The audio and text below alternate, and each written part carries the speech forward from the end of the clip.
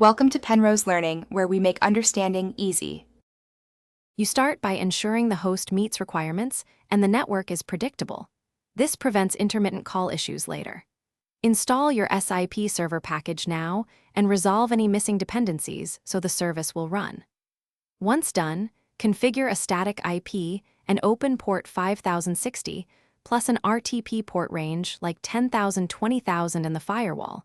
These steps allow signaling and media to traverse. Make sure NAT and DNS basics are verified before moving into core server configuration. You now edit the main configuration to bind interfaces, set the SIP domain, and establish realms so authentication and routing are correct.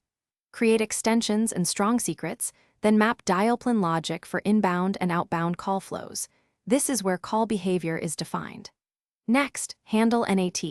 Enable stun or turn and disable SIP ALG on routers if possible to prevent packet mangling.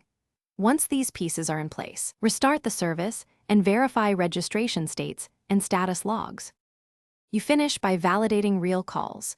Confirm codec negotiation, jitter buffers, and RTP streams are working so audio quality is stable. Then secure the stack by enabling TLS for signaling and SRTP for media. Install certificates and automate renewals to avoid expiry. Once done, run call tests using internal and external clients, monitor logs, and perform packet captures if audio fails. If problems persist, a single troubleshooting tip. Check NAT translation and RTP port reachability first, since most call failures stem from blocked media. Thanks for watching. If this was helpful, leave a like and consider subscribing. See you next time.